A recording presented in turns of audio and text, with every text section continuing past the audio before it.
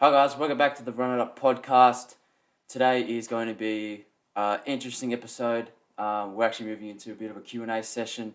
So, if you got any questions, we're going to read out all your questions. We're going to keep it anonymous, but I'm going to give you the answers to the best of my ability, kind of off the top of the dome type of thing. Okay. So today's episode, we're going to answer you guys' questions. So we actually had a few come through on some of our posts. So first one being, any plans for the Run It Up podcast to return? So we actually have returned, and we're using the Q&A sessions as a form of content, as a form of use for the podcast to answer you guys' questions the best to my ability. And it can be any questions surrounding anything you guys want to ask. If it's about me, if it's about the brand, if it's about perspective, hobbies, thoughts on the clothes, thoughts on the content, whatever you guys want to ask me or ask any of the boys that help out with the brand, just shoot it through, and we will answer you guys' questions to hopefully to a satisfactory answer, and hopefully give you guys the right answer, and maybe even inspire you guys to start your own brand, start your own business, or maybe even just a entertainment value, because we just want to give out as much content as we can, give as much value as we can through vlogs on the YouTube page, through posting our podcasts like this, Q&A sessions, and just engaging a lot more with our community, our fans, and slowly building that fan base through content. And because we're using a lot of platforms, just to go on a little bit of a tangent, through the internet, through growing social media brands, or even just growing a business in general, you've got to have content. So content equity is kind of like the currency through which brands use to grow their pages, grow whatever business concepts and materials they want to do. So we're just building a lot of content equity. We are going to keep it consistent, but we're going to stretch it across all our social media platforms. So we're going to have the full clips, the full podcasts, the full vlogs, and then slowly divide that up into segmented clips for content, so you guys can also see the highlights, but also see the full range content clips that we will put out. So, next question. Do you have a schedule for when you will release clothes? For example, autumn drop, winter drop, spring drop, summer drop. Will it be a reoccurring release or just when the inspiration occurs? So that's a pretty good question. So for this year, what we want to do is just have 4 drops. So 4 seasonal drops. So one for winter, summer, autumn, spring. And of course, that's all planned out a little bit in advance. So around December last year or last month, I would put together a bit of a plan and say, okay, for summer, I'm going to have some shorts and shirts. Spring, going to have maybe a crew neck, hoodie, something a little bit lightweight, and so on. So you do a little bit of research with the climate that Australia and Sydney go through, well, particularly Sydney goes through. So we don't have a really cold winter to say, so we're not going to bring out something real too intense for the winter vibe. So we wouldn't really bring out, say, a massive bomber jacket. Just for this initial beginning, we probably will, if the demand's there, if the growth's there, but we do, I do factor in the types of climate that Sydney goes through. So we do have more warmer weather in Sydney than to say colder weather.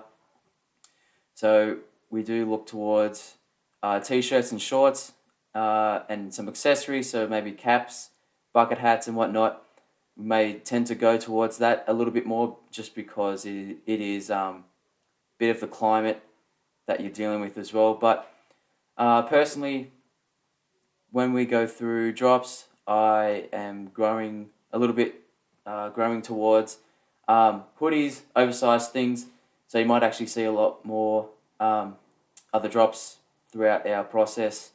We'll have a lot more hoodies. We've also got matching track pants with these hoodies. This is just a sample hoodie right now that we'll probably drop for the winter collection. Pistachio. It is, I believe it's double XL hoodie. I do like the kind of like that bulk look feel. It is super soft and super nice to wear, and the inside material as well is also super comfortable and super fabric friendly with washing and whatnot. So just to jump back on the question, at the end of every year, let's say I'll have an idea mapped out. I'll draw it up on a piece of paper. I'll have what the fabric and what the material I want. So if it's a shirt, shorts, and some accessories, I'll put all that together, and then I'll slowly go through a design process. So I might have maybe four or three designs per drop for that season, and then I'll kind of like get samples and see what looks right, colors, see it and feel the vibe, because you always want to get samples. So like this, it's kind of just screen printed on. I initially wanted it to be embroidered.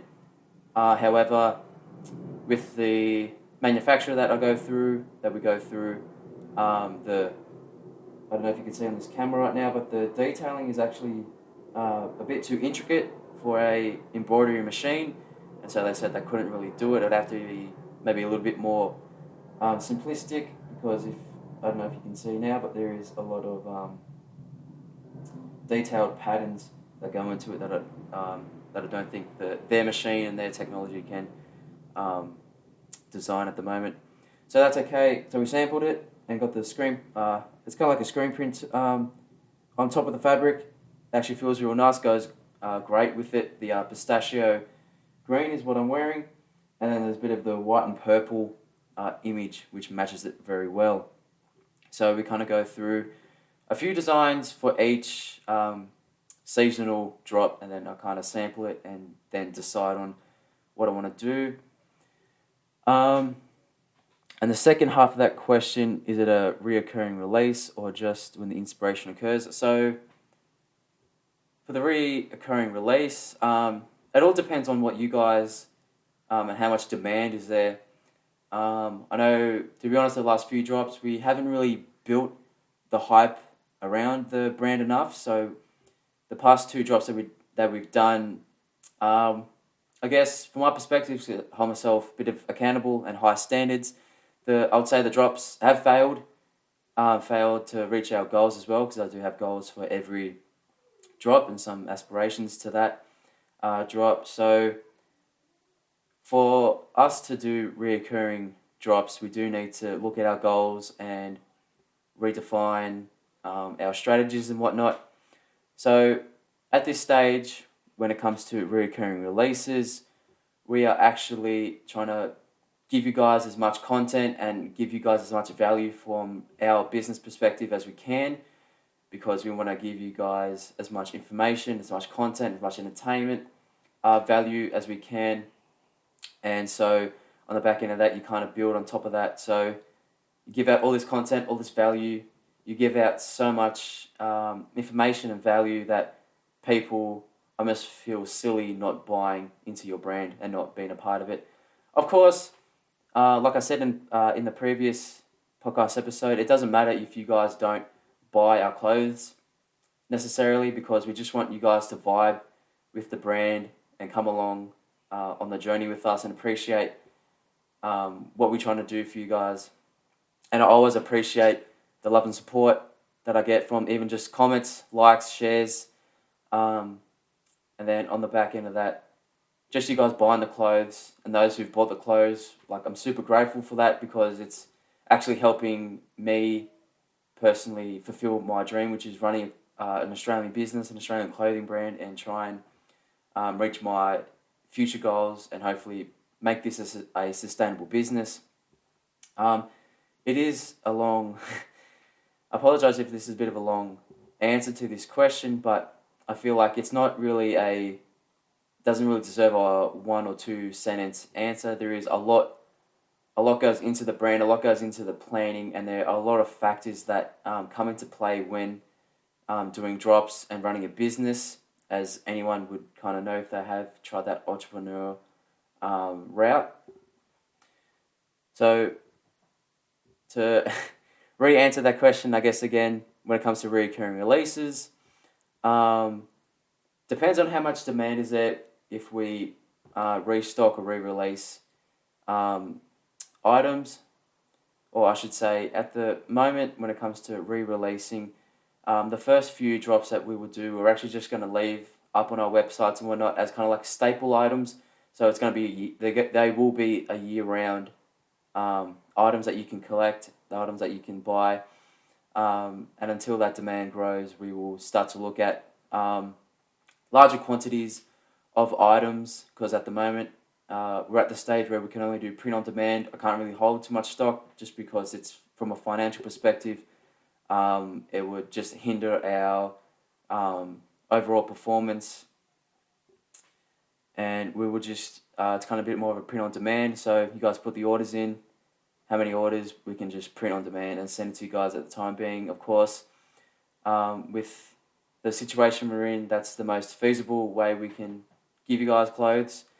And then hopefully when the demand grows, we can actually start looking at different suppliers and then buying in, bulk buying, and then giving out you guys that way. And then hopefully, because we've got that such great demand, we can start cutting down that shipping and waiting time from placing your order till getting your product.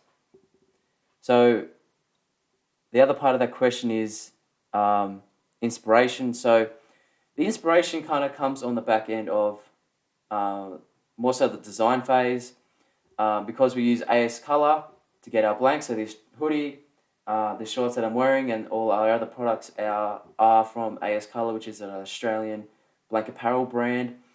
And they actually supply a lot of printing facilities in Sydney, definitely in Melbourne because they're from Melbourne.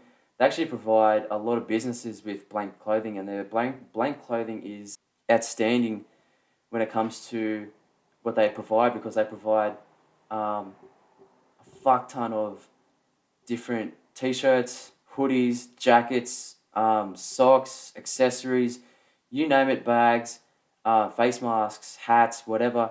They actually have a huge ton of variety, and they have a lot of different cool colorways, like this pistachio. They do have a lot of like creamy colors, and they are constantly coming out with new threads and new cuts of clothing, which I really appreciate, because they're not just an ABC type of blank apparel brand. They kind of go A, then subcategories. So basic t-shirt, subcategories being different different thread counts, different weights of items, and different colorways, and they kind of do a very extensive process when it comes to delivering their end consumer their blank clothes. And I'll still ride with them until we grow a little bit more, and hopefully I can use them for as long as possible, because I do love their stuff. So when it comes to inspiration on the design phase, I usually kind of scour through what different clothing brands are doing. So I'll even look up what YKTR is doing, what GDUP is doing, what Supreme is doing, and I'll kind of get a bit of a feel, bit of a vibe. Go into Photoshop, I'll probably put on some of my music and kind of just let the creative flows go at it, and kind of just put everything on a page. Even if it's not quite right, I just kind of mold it, chip away, see what I like, see what I don't like, play around with colors, play around with patterns, and kind of just get a vibe and feel.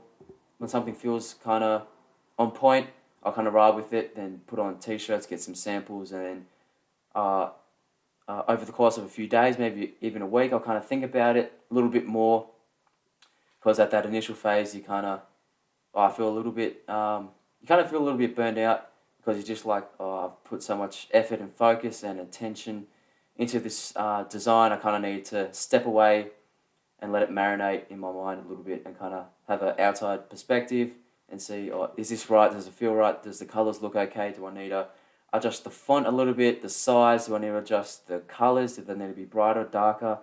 Does the overall image need to fit on a black or white t-shirt, or does it look better on maybe a creamy color or an earthy tone color t-shirt? So